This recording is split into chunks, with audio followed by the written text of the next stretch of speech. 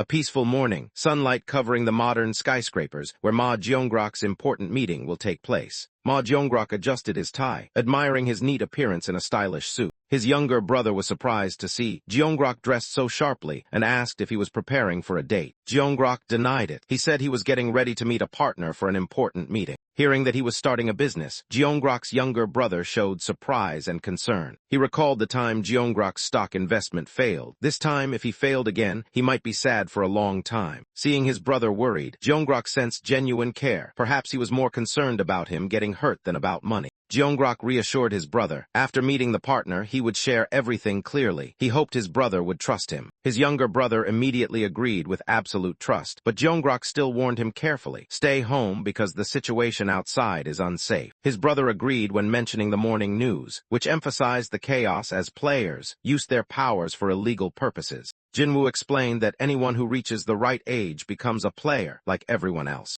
He continued analyzing. The number of people is decreasing while players are getting stronger. Change is inevitable. Jinwoo predicted a dark future where players would hunt and enslave ordinary people as a normal thing. That world would be ruled by jungle law. He was determined to become stronger before the city fell into chaos and to make the name Black Scythe known even further. Jinwoo told his younger brother to always be careful when going out. His brother obediently replied, but remained curious about the character class Jinwoo possessed. When asked about the character class, Jinwoo slyly replied, secret, making his brother pout out of curiosity. Jinwoo laughed, promised to reveal it after lunch, and urged his brother to eat the more expensive rice portion rather than the black bean noodles. No wasting. He arrived in front of the hotel gate, guessing that Ma Jeongrok wanted to meet here, the place most familiar to him. This hotel belongs to the Osung Group, but few know that the real owner is Ma Jeongrok. This is confidential information only Jinwoo holds. Jinwoo knew the value of that information. He decided to fully utilize it to convince Ma Jeongrok that he was trustworthy. Ryu Min stood in front of the hotel, planning his approach. To impress the other party, he decided to build an innocent, likable image. With deliberate awkwardness, Ryu Min approached the reception desk and explained his reason for coming, a prearranged meeting. The receptionist smiled in confirmation and asked if he was there to meet the CEO of Heavenly Demon Consulting. Ryu Min replied briefly, yes. The polite receptionist guided Ryu Min to wait in the lounge area while the CEO was on the way.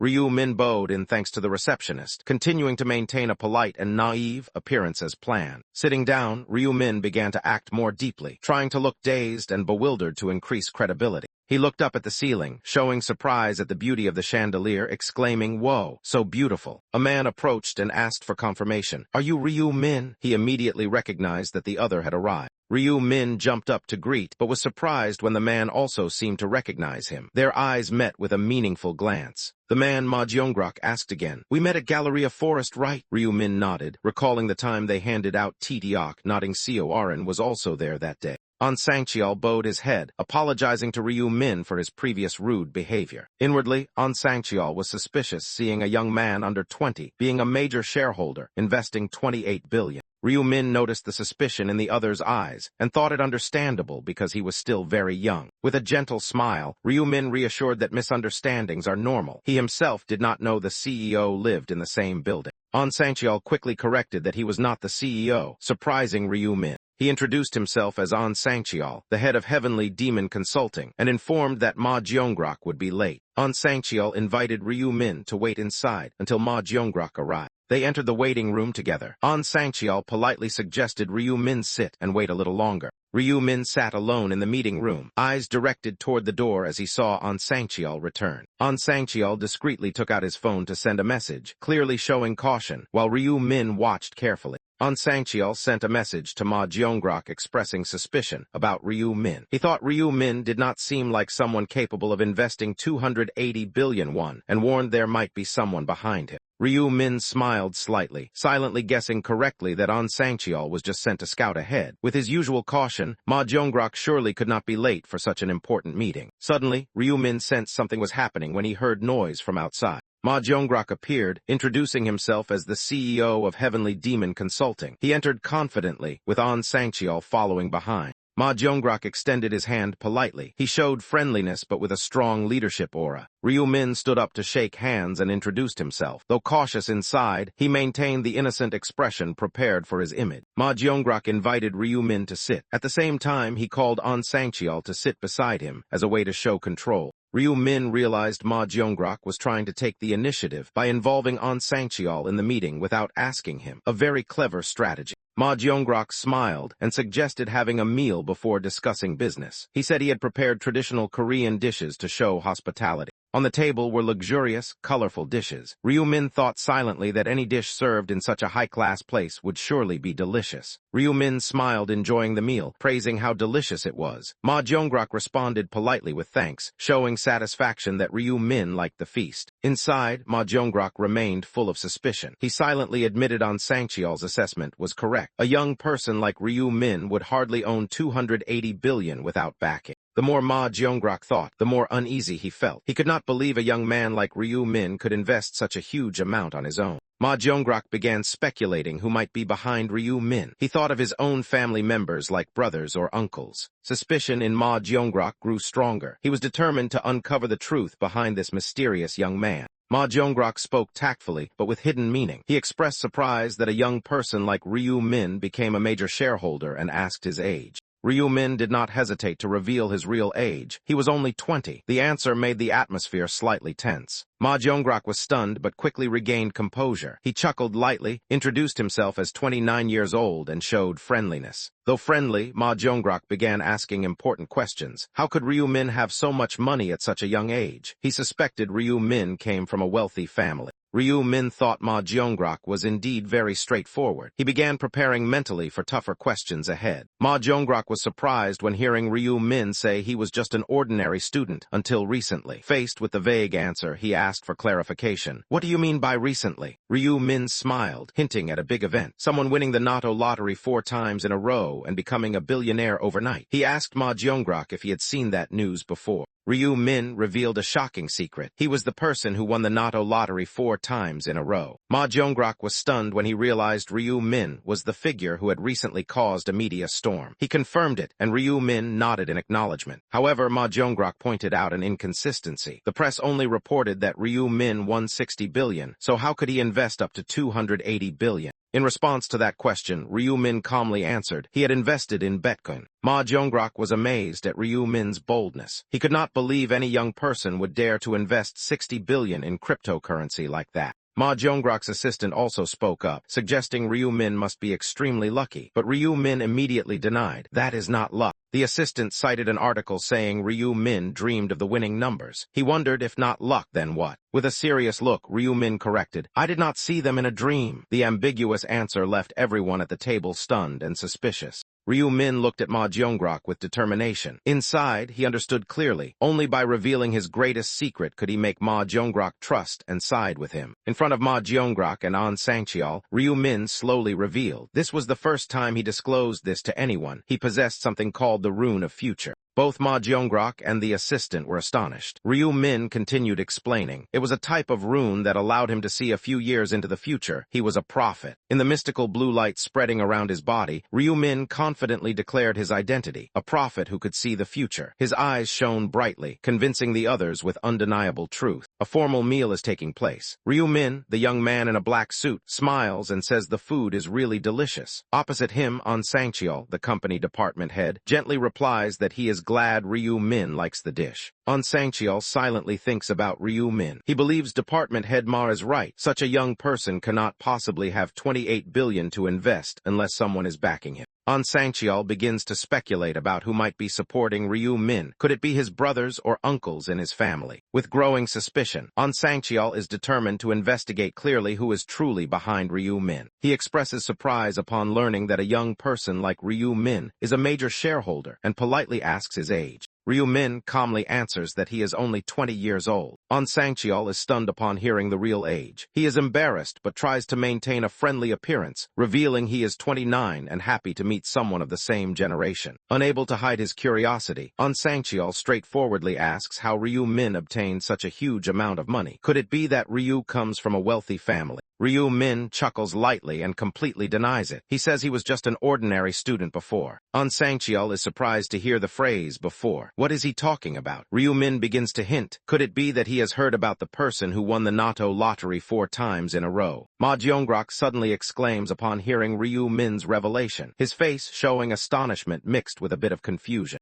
Ma Jonggrok suspiciously asks if Ryu Min invested 28 billion in Heavenly Demon Consulting because he foresaw the future. Ryu Min nods in confirmation. Ryu Min calmly explains that he invested because he was certain Heavenly Demon Consulting would grow strongly in the future. Ma Jonggrok wonders specifically about the level of growth. Ryu Min confidently replies that the company will be listed on the KOSPI exchange within half a year. Ma Jonggrok is so amazed that he can only utter a string of exclamation marks full of emotion, his expression shining with hope. Inside, Ma Jonggrok feels a rising desire. If that happens, he will be recognized by his father and may become the successor chairman. But he also realizes he is daydreaming. Ryu Min seriously says that to succeed, they must completely change their current industry. The statement shocks department head-on. Sangcheol cannot contain his anger, slamming the table in opposition. He thinks changing the industry now is too unreasonable and almost wants Ryu Min to change the company's name as well. Ryu Min replies nonchalantly that if they change industries, changing the company name is inevitable. Department head-on angrily questions what he just heard.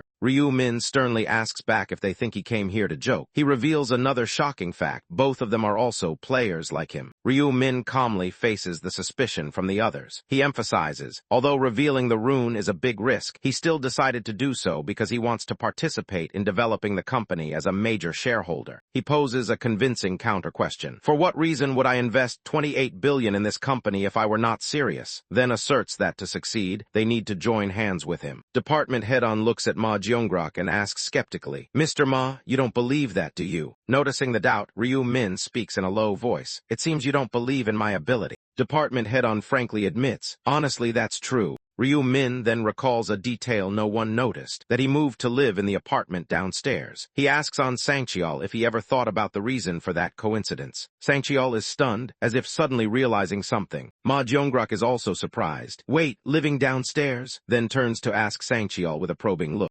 Sangcheol explains that about 2 months ago, Ryu Min moved to live right below Seo Aren's penthouse. Ryu Min confirms that coincides with the time he received the rune of future. Ma Jonggrok angrily questions, why are you only telling me this now? Sangcheol awkwardly explains that he just discovered it today. Ma Jonggrok begins to doubt. He thinks that if Ryu Min really had the ability to foresee the future, he would have invested in Webtoon back in January. However, Ma Jonggrok cannot deny a strange fact. Ryu Min moved close to someone connected to the company before investing. This would not have happened unless he truly knew the future. But then he dismisses his own speculation. Maybe Ryu Min simply knew about the connection between him and Seo Aren, whom he is sponsoring. Ryu Min, noticing the lingering doubt on Ma Jonggrok's face, smiles confidently. He knows that is not enough to convince, and he is about to play his next card. He continues to reveal, Ma Jonggrok is the owner of the hotel where they are dining, and also the eldest son of the Osung conglomerate. Heavenly Demon Consulting was established to prove his capability to his father.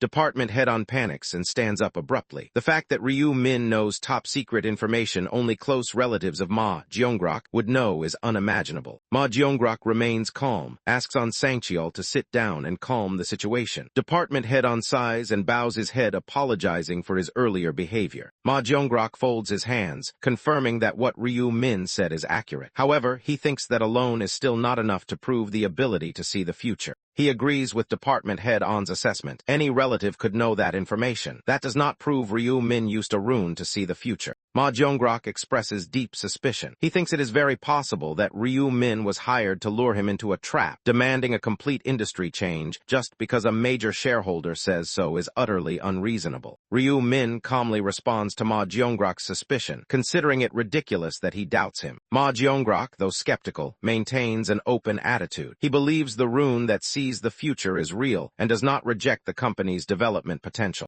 However, Ma Jonggrok still does not fully trust Ryu Min. He suggests bringing this issue to a shareholders' meeting for further discussion. Not wanting to continue the conversation, Ma Jonggrok stands up and apologizes for not being able to help more. Ryu Min stops him, indicating there is still something to say. Ma Jonggrok turns back, seriously asking if Ryu Min has anything else to add before leaving. Ryu Min is thoughtful. In his mind, the thought appears, is this the only way left? Finally, Ryu Min chooses to take a gamble. He declares he will reveal information about Round 4, a decisive move. Ma Jonggrok is stunned. He cannot believe Ryu Min has information related to the next round of competition. Ryu Min asserts he has seen the tragedy in Round 4 through the Rune of Future. He believes this is enough to prove his ability. With a confident smile, Ryu Min clearly says, that is enough to prove my ability, isn't it? Department head-on stands up and bows, apologizing to Ma Jeongrok for letting his emotions get the better of him and raising his voice during the meal. Ma Jeongrok appears relaxed, thinking On's reaction was only because he was worried about him and holds no grudge. Seeing forgiveness, Department head On asks permission to offer another opinion, and Ma Jeongrok agrees to let him speak. On expresses deep suspicion toward Ryu Min, not understanding why someone who can see the future would choose to help them instead of enjoying life. Ma Jeongrok thoughtfully recalls Ryu Min's words that he wants to accompany and develop the company, possibly for money. However, On refutes that argument. He thinks 28 billion won is more than enough to live comfortably for life. Ryu Min doesn't need more. On concludes that human ambition has no limit and questions whether such a rune really exists. Ma Jeongrok partly agrees, but says that if Ryu Min truly has the ability to see the future, they must bring him to their side at all costs. He analyzes that if they can grasp information before each round, the company will have the opportunity to prepare and develop exceptionally. The benefits are clear. On still shows doubt, emphasizing that they do not yet have real evidence to be sure that Ryu Min is a seer, someone who can see the future. On Sangcheol ends the conversation with a meaningful smile, believing that time will answer all doubts about Ryu Min. After the meeting, Ryu Min leaves the building, quietly walking down the street, his mind still full of calculations. He thinks to himself that after round 4 ends, everyone will completely believe that he is a prophet. Although Ryu Min shared information about round 4, he deliberately kept key details such as side missions and opportunities to climb the ranks. A memory image appears. In round 4, it is no longer a monster hunt. It is a massacre among players, and carelessness can cause anyone to lose their life. Ryu Min believes that as long as that tragic event happens exactly as he predicted, his title as prophet will no longer be doubted. He imagines everyone's reaction. They will change how they treat him, respecting and protecting him as someone with the ability to see the future. He realizes an important thing. If an enemy, a prophet will be a threat, but if an ally, he will become an indispensable, valuable asset. Ryu Min chuckles lightly, looking at his phone. Now that he has begun playing the role of prophet, he decides to fully commit to this role until the end. With that thought, Ryu Min opens his phone, preparing to contact an important person, Tap, who will be part of his next plan. Jury hurriedly ran along the sidewalk, panting for fear of being late. The crowd silently passed by while she frantically pushed forward. The pedestrian signal was still red, forcing Jury to stop impatiently. She was annoyed, standing at the crosswalk line, her eyes constantly glancing at the signal, pleading for it to turn green. While anxiously waiting, Jury suddenly noticed a red sports car parked right in front of the shop across the street. The improper parking annoyed her. She looked more closely at the car with a frustrated expression, wondering who could be so careless to park like that. The car window rolled down, revealing a familiar face. The person inside was Ryu Min, the guy she didn't expect to meet here. Ryu Min cheerfully called Jury's name from inside the car. Surprise was clearly visible on her face when she recognized him. The traffic light finally turned green, allowing pedestrians to cross the street. Jury quickly ran across the crosswalk toward Ryu Min's sports car. Ryu Min smiled apologetically for parking in the wrong spot, then invited Jury to get in the car to go for a drive and chat. Although surprised, she nodded in agreement. The red supercar roared through the city, speeding like a gust of wind that caught the attention of passers-by. Inside the car, Jury was excited to experience sitting in a supercar for the first time. Ryu Min smiled, revealing that he had just recently acquired the car himself. Jury curiously asked the price of the car and was shocked when Ryu Min said it was about 900 million won, a figure that stunned her. Jury couldn't hide her shock, mentally calculating that amount could open a chain of convenience stores. She couldn't believe Ryu Min considered it not much. Ryu Min calmly explained that with the money he earned from Nato, 900 million was really nothing significant. Jury suddenly fell silent. She remembered that Ryu Min owned a huge fortune of up to 60 billion. The gap between them made her feel as if they lived in two different worlds. But then another feeling arose within her. Jury blushed, embarrassed to realize this outing was nothing different from a date. Ryu Min suddenly broke the silence with an unexpected statement. Actually, I have something I want to confess. Jury panicked, her face flushed upon hearing the word confess. She awkwardly asked again, while Ryu Min quickly reassured her that it was nothing strange. Jury forced a smile, trying to hide her embarrassment with a vague denial. But inside, emotions surged as she silently wondered, what exactly is this confession? While driving, Ryu Min suddenly admitted to Jury that he had lied about winning the Nato lottery from a dream. He confessed that the lottery information actually came from an object called the Rune of Future, a rune that allowed him to see the future, and thanks to it, he received the seer class. He confessed that the lottery information actually came from an object called the Rune of Future, a rune that allowed him to see the future, and thanks to it, he received the seer class. Juri expressed her appreciation when Min honestly shared his secret with her, realizing it must not have been easy, even with a friend. Min smiled in response, saying that Juri had also told him she was a supporter, so it was reasonable for him to share back. Juri joked that she had never shared details about her rune. She suggested sharing more while on the topic, making Min embarrassed, but he did not refuse. Juri revealed that in the first round, she received the Rune of Protection, a rune that created thin shields around her. She explained that the number of shields depended on how many people were within a 10-meter radius around her. The more people, the more layers of protection she had. Juri felt relieved to finally reveal her secret. She smiled contentedly as she confided in Min. Min curiously asked why Juri suddenly revealed about the rune. Juri honestly shared that keeping it a secret made her uncomfortable, and if she didn't say it, what she was about to say might not be believable. Juri looked at Ryu Min in surprise, wanting to know what he intended to say. The red supercar sped through the crowded streets, in an atmosphere full of anticipation about what was about to be revealed. Juri was stunned when she learned about the Round 4 mission that Ryu Min was about to disclose. She did not expect it to be such serious information. Ryu Min confirmed, asking Juri to be very careful in the next mission, his eyes thoughtful and full of warning. He reminded Juri to always stay alert because the actions of other players could not be predicted. She nodded seriously in response. Juri silently appreciated Ryu Min's concern. Her heart was filled with emotion knowing that he was the one who took the initiative to call her out. Juri's heart fluttered. She wondered if perhaps Ryu Min also had some feelings for her. The cityscape at sunset gently passed by, as if transitioning for a quietly ending meeting. That night, Ryu Min sat alone in his room. He was surprised to realize that Juri had liked him for a long time, but he had never noticed. Both confused and understanding, Ryu Min told himself that Juri's concern now made sense. Although surprised, he gradually accepted it as natural. After talking with Juri, Ryu Min thought pragmatically. If she had feelings for him, it would be easier to recruit her as an ally. He believed that Juri would trust his prophecies, more because of their close relationship. Feeling relieved to have one less worry, Ryu Min decided to rest since there was nothing else to prepare this month. Time passed quickly. It was the night of March 31st, just minutes before the new month began. Before entering Otherworld, Ryu Min bought an epic item from the shop, the Dark Gloves. He rated this item as very useful due to its high stats and the effect of blurring weapons at night, especially suitable for the Death Knight skill. Suddenly, Ryu Min turned his head when he heard the sound of a door opening behind him. Ryu Min's younger brother, a newly introduced character, entered the room and reminded him that it was time. Sitting on the bed, Ryu Min was asked by his brother if he was confident enough to overcome this challenge. He calmly replied that he would know when it started. His brother reminded him that Ryu Min was a seer, a prophet, who had said he knew the content of Round 4. Ryu Min admitted that knowing was one thing, acting on it was another.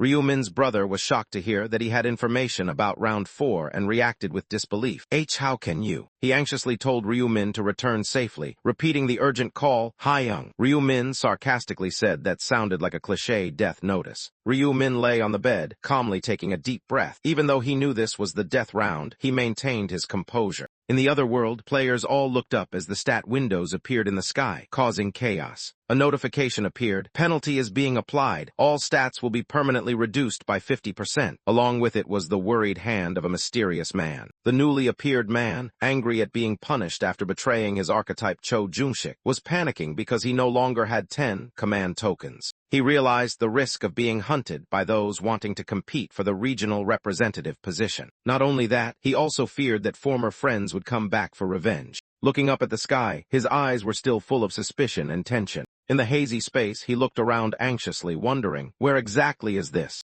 The muscular man frowned in the stark white space, complaining about the strange mission underway. He felt like a lab rat trapped in this cold white environment. He suddenly startled when he saw Ryu Min, now the Black Scythe, standing amidst the crowd. His heart was full of resentment, convinced that Ryu Min had orchestrated everything leading to the current outcome. A flashback appeared. Ryu Min had manipulated others to use all their command tokens to destroy the sacred relic, plunging the situation into chaos. Moreover, Ryu Min did not hesitate to kill the punishment angel without any remorse, an act that made the betrayer even more furious but also fearful. Despite his anger, the muscular man could only grit his teeth and swallow his pride. He was not strong enough to confront him, only able to watch from afar in anger. He sighed helplessly, telling himself that if he wanted to survive round 4, the death round, there was no choice but to rely on that devil. Humbly, he called Ryu Min cautiously. "Be Black Scythenim." When Ryu Min asked what was wrong, he timidly approached. The man reminded him of the previous round's agreement, that Ryu Min had promised to protect him if he accepted to be a subordinate. Now, he needed protection. But Ryu Min decisively refused. With cold eyes, he said he no longer needed a useless subordinate like him, leaving the other stunned. Black Scythe pointed out the harsh truth. Without command tokens, he had no power left. The zone rep position was meaningless. Meanwhile, most players had chosen their classes, but he had nothing. Black Scythe concluded firmly, "You are worthless now, just a moving target." The words were like a fatal blow. The man was stunned, repeating the phrase, "moving target," in his mind as if he couldn't believe his fate had fallen to the bottom of the abyss. Ryu Min, the one who played Black Scythe, opened his eyes in the endless white space, his mind still stunned after what he had experienced. He quickly checked his body and found that he was still fine. However, being resurrected in this strange space made him even more cautious. Other players gradually appeared. Like him, they had just gone through a life-and-death round. A tense atmosphere enveloped everyone. A system board appeared, announcing the transition to the next round, round 4. No one knew what awaited them ahead. The system voice sounded, emphasizing the danger of this round. Some people began to panic, while others remained calm. Ryu Min was familiar with this round. With the Rune of Future, he had foreseen the bloody future of round 4, the so-called death round. He quietly observed around, noticing some familiar faces and the rising hostility among the groups of players. From afar, a muscular man, the one who had betrayed Cho Jungshik, appeared in the white light. He was clearly uneasy. The muscular man looked toward Black Scythe, his heart full of fear and worry. His eyes contained regret and a plea for help. The space suddenly stirred as 2 new players appeared. A couple, the woman wearing a luxurious red and white uniform, the man clad in white and blue armor, walking straight toward Black Scythe. The male knight in white and blue armor cheerfully recalled old times when Black Scythe had saved them from thugs. He came this time just to thank him once again. The former zone rep was stunned, unclear about what was happening. He was surprised because he didn't remember saving anyone. Though confused, he realized something was wrong. Black Scythe remained calm, not letting things escalate. Black Scythe coldly interrupted them, saying one thank you was enough, but both still sincerely expressed their gratitude, even mentioning saving their company's CEO. When the knight was about to say something more, Black Scythe cut him off decisively. He was not interested. The brown-haired female mage was embarrassed and quickly offered a small gift, a way to truly show her gratitude. She extended both hands, respectfully handing Black Scythe a faintly glowing purple magic stone, a deeply meaningful gift. Black Scythe was astonished to realize it was a low-level purple magic stone, something he had not expected. The girl spoke sincerely. She wanted to give this item instead of just saying thank you. Her eyes shone with sincerity. Black Scythe smiled and gently accepted the magic stone, replying with a brief but meaningful phrase, "I like that, thank you." Black Scythe looked at the magic stone in his hand, thinking there was no reason to refuse such a valuable gift. He planned to craft a low-level magic stone when he returned. The brown-haired female mage looked at Black Scythe anxiously, wondering if he liked the gift she had given. The girl worried that the seemingly useless stone might upset Black Scythe. Meanwhile, Black Scythe realized she did not know the true value of the magic stone she had just given. Ryu Min, aka Black Scythe, continued thinking as he heard the young man, Zone Rep, say he also possessed a similar stone.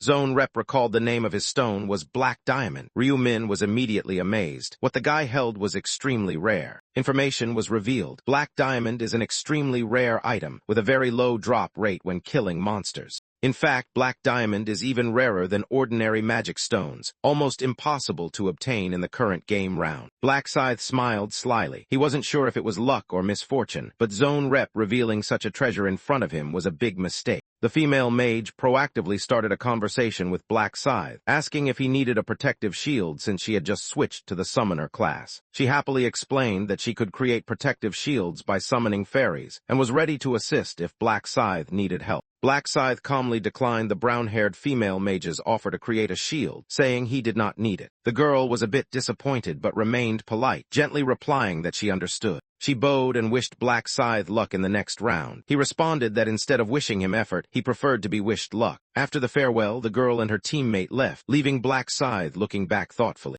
Black Scythe suddenly called the tall man over, who turned around and asked, "What is it?" Black Scythe warned that he would regret leaving and reminded him that he was a dangerous, moving target. The man tried to argue that no one was targeting him at the moment, but Black Scythe countered, fewer people targeting doesn't mean none. Black Scythe analyzed that although most had professions after level 10, some still didn't, and they were potential targets for using command tokens. The man began to realize the danger and wondered if no one among thousands would target him. Black Scythe advised him to think carefully. Worry was clear on his face as he anxiously asked Black Scythe, "So what should I do now?" Ryu Min smiled and said he would help the man avoid being targeted as a form of protection. The man hurriedly thanked him, but Ryu Min interrupted, affirming that this help was not free. He mentioned that Cohort had given him a gem in exchange for help and requested the same from the other party. The man scratched his head, admitted he also had such a stone, and began to open the interface to present it. He handed Ryu Min the black diamond, a rare item with a smooth, shiny black surface, classified as a rare support item. Ryu Min took the stone and then inquired if the man had any other items. The man awkwardly denied, affirming that was all he had besides his equipment. Ryu Min calmly replied that he didn't need equipment either, then directly asked if they could now make the assistance agreement. Ryu Min kept his word, decisively stating he would honor the promise, reassuring the man to follow behind him.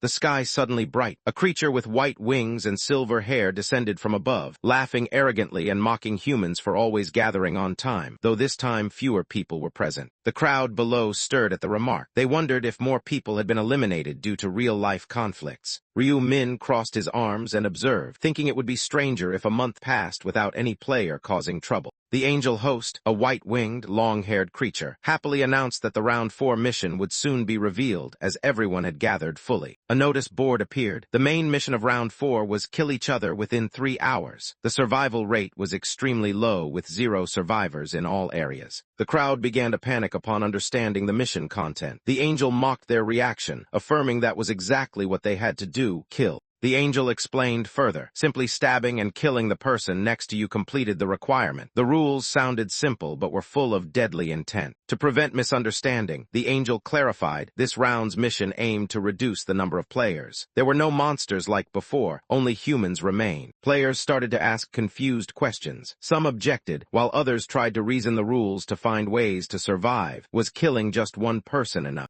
The angel only smiled mysteriously and said it was a secret. She refused to reveal the true success conditions, increasing everyone's unease. Ryu Min was suspicious. He thought the reason the angel didn't tell the whole truth was due to orders from higher-ups, the true controllers of the game. Ryu Min concluded, in this survival game, angels were merely guides. The real master was another force, and they were deliberately hiding the true rules. The angel revealed an important fact. Killing alone does not guarantee survival. Only the top 521 players will be selected, and the ranking method remains a secret. The blonde angel wearing a mask smiled mockingly, reminding that killing early does not mean leading the leaderboard. She ended her explanation cheerfully, then gave a gentle but chilling order. Now, go kill each other. The game began the countdown. Confusion spread among the crowd of players. They were terrified, bewildered, and could not believe they had to kill each other to survive. While everyone was confused, a muscular man smiled. He already had targets to kill, so this was even more convenient for him. Ryu Min, Black Scythe, observed from afar, realizing that the man was actually planning to kill those who had bullied him before. He confidently thought that if no one hated him, then no one would want to kill him, which made him feel absolutely safe. However, the hatred inside him had not faded. He gritted his teeth, vowing to kill all those who had bullied him, even though he did not know where they were. While lost in thought, he suddenly turned around startled. It was Ryu Min appearing behind him, causing him to exclaim in shock. He recognized the newcomer as Black Scythe and hurriedly asked what was going on. The caution in his eyes clearly showed respect and worry. Ryu Min reiterated his previous promise that he would help the man avoid being targeted by others. Now, he had come to keep that promise. Black Scythe swung his arm, a strong spray of blood shot into the air. The swift, decisive movement showed the surprise attack that had just occurred. The muscular man who had intended to kill his bullies was stunned. His eyes widened. He could not believe what had just happened. A whisper slipped from his mouth. "W-what?" Black Scythe drew out his black scythe and stepped forward at lightning speed. The man stood frozen, still unable to react to Black Scythe's action, the one who had just acted to keep his promise to protect him from being targeted. Black Scythe swung his arm, blood splattering everywhere. The first attack was launched without hesitation. Hwang Yangmin, once aggressive, was now stunned as he realized what had just happened. His face was full of horror. Black Scythe approached as fast as lightning, the sharp black crescent ready to deliver the finishing blow. A decisive slash. Black Scythe spun powerfully, his cold gaze unwavering, striking without hesitation. The system activated a notification. A hidden mission had been triggered. Eliminate the regional representative within the allotted time. The side quest was completed. The reward was a low-level mana stone draw card. Reward item details displayed. The card can randomly grant 1/5 low-level mana stones and disappears after the next round. Black Scythe looked at the reward appearing blood still on his sleeve. He thought to himself, good, exactly what I need, but not the only reason. Chaos erupted around. Players shouted upon seeing the corpse. Black Scythe killed him. A wave of outrage was rising. Black Scythe looked at the crowd with contempt. They once wanted to kill Hwang Yongman, now playing the victim. Hypocrites, he thought silently. The white-haired angel, guide of round 4, hovered above, observing the crowd with a cold expression. Although knowing this cruel rule was set by the angels, everyone blamed Black Scythe. A group of players began plotting against Black Scythe. They wanted to use this opportunity to tarnish his image and gather forces to overthrow him from the candidate representative position. Black Scythe smiled calmly at the crowd's scheming. He realized all their plans were too immature compared to his ability and vision. Criticism started to rise. 2 players angrily shouted at Black Scythe, calling him a psychopath and murderer. Suddenly, a notification appeared. Black Scythe officially became the regional representative of ESKS 4055. The crowd was stunned and shocked by the result. Black Scythe leisurely looked at the crowd. He mocked their sudden silence and posed a provocative question, fully aware he now held the upper hand. Continuing verbal attacks, Black Scythe emphasized the power that the position brought. He keenly noticed some players had not yet changed professions. A player in the crowd panicked and pointed at Black Scythe, noticing something unusual happening. Black Scythe's name appeared in red, a rare change. The event immediately attracted the attention of all remaining players.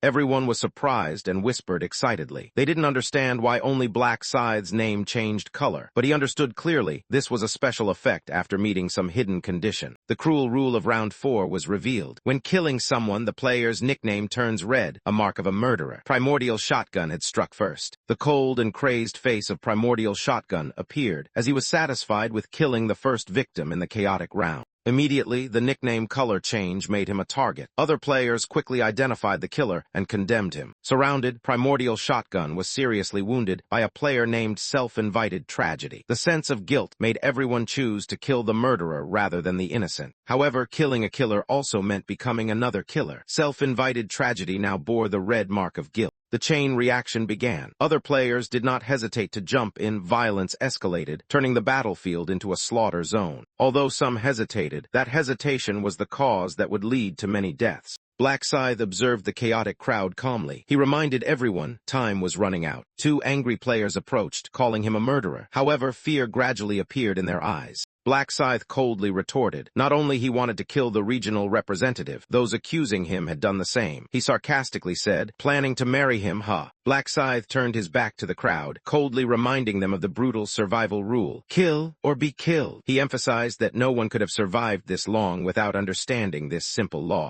He continued to criticize their hypocrisy. If cornered, anyone would take up a knife to defend themselves. No one is truly innocent in this world. Black Scythe declared this was not the time to hesitate. If they were really dissatisfied, they could hold a debate like the previous vote. He left, leaving an implicit warning. Though unspoken, he knew they would soon slaughter each other. But if they waited too long, it would be too late. Black Scythe realized that if he didn't speak up, people would continue wasting time. But by the time they realized it, it would already be too late. He considered that if they kept delaying, the number of survivors passing this round might not reach 521. Even if it meant letting them kill each other, he still wanted to push them to complete the mission to save as many lives as possible. A female player, name unknown, voiced agreement with Black Scythe, saying they couldn't just stand still. A tall man interrupted sarcastically, asking if they should talk it out. The woman got angry and asked why he had to be sarcastic. She was just trying to find a solution and didn't deserve mockery. The muscular man proposed a clear solution, a fair one-on-one duel. He seemed interested in a straightforward fight. Someone strongly opposed. Fighting to the death isn't fair. Is this a game? Tension between the two sides rose, making the atmosphere suffocating and dangerous. A group was debating heatedly in the square. Arin stood at a distance listening, her face worried. Arin grabbed Mr. Bodyguard's arm, trembling as she asked, "Do we really have to kill people like Black Scythe said?"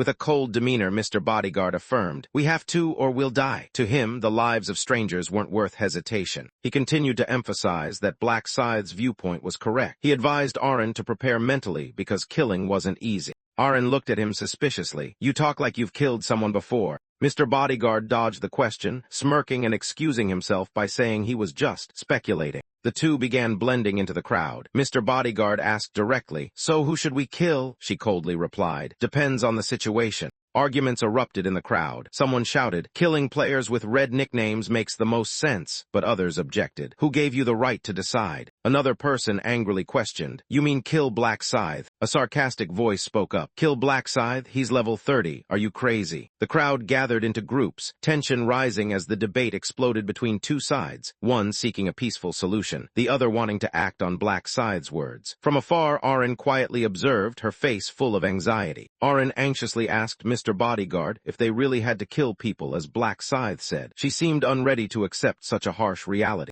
Mr. Bodyguard calmly confirmed, if they didn't kill, they would be killed. He was indifferent to strangers' lives, believing it necessary for survival. He continued advising Aaron to prepare mentally for killing. Though agreeing with Black Scythe, he admitted it was not an easy act. Aaron suspiciously asked again if he had ever killed before, showing inner conflict and crisis. Mr. Bodyguard quickly denied with a half-joking expression, saying he was just speculating. Aaron stood behind, still not fully trusting that answer. The two began to move. Mr. Bodyguard asked, "So who do we kill first?" Then calmly declared, "Let emotions decide." Those around started to worry. The debate grew increasingly chaotic. Some wanted to immediately choose someone to kill, suggesting targeting those whose nicknames had turned red. However, opposing reactions erupted. Someone shouted angrily, questioning if they intended to kill Black Scythe too. Another mocked, "He's level 30, are you crazy to think you can take him down?" Another added, "Even if the whole group attacks, they can't defeat him." Someone else nervously said they should keep quiet for fear he might hear. Black Scythe appeared just then, coldly declaring, "I heard everything." The long-haired man got angry, cursing the moss-green-haired girl for adding fuel to the fire. She retorted, criticizing those who stood behind and incited others as the worst. The brown-haired young man jumped up angrily, his hands glowing with prepared skills, shouting that he would kill them all. The moss-green-haired girl challenged him. If he dared, then come at her. Black Scythe stood amid the chaotic crowd, thinking silently that things had gotten out of control. He knew they were only good at arguing and doing nothing, but eventually they would act. Black Scythe looked ahead, coldly concluding, "Don't worry, soon they will kill each other." A young player tried to intervene, telling everyone to stop shouting and think realistically. Beside him was a tall, muscular man with a black flower tattoo on the back of his neck. The young man suddenly realized something terrible and exclaimed in panic, "He is." Before them, the muscular man just yawned. The surrounding players were shocked. He was the one who had been killed and had come back to life. Black Scythe explained in his thoughts, "This is the hidden rule of this round. The dead will resurrect after 10 minutes. The explanation stunned the entire crowd. The muscular man sat up confused, not understanding why everyone looked at him like a monster. To him, what had happened was nothing more than a vague dream. He turned to look at the crowd and Black Scythe. More confused, he clearly remembered talking to Black Scythe before dying, but now he was standing here. He wondered what the hell was going on. The crowd panicked, witnessing a player who had been killed now alive again. A black-haired man in a beast leather cloak shouted in horror, calling it a divine resurrection. Another hurriedly explained that the system had resurrected that person. A brown-haired young man wearing a chain necklace looked troubled and thoughtful. He hypothesized that if anyone who died could be resurrected, killing would no longer have serious consequences. A nearby woman appeared doubtful but did not oppose. Two other players began arming themselves, blades and spears gleaming in their hands. They were gradually convinced that if the killed could return, then killing now might be acceptable. A young brown-haired woman with a high ponytail, speaking in a conciliatory tone, stepped into the crowd. She tried to calm everyone, calling for peace to prevent violence from erupting. Before her call could settle, a sudden attack occurred. The girl was struck hard from behind, blood splattering everywhere. Her body was thrown into the air in a tragic moment. The brutal attack happened so fast that everyone was stunned. The attacker hid behind the crowd, striking just as the girl tried to ease tensions. Chaos began to spiral out of control.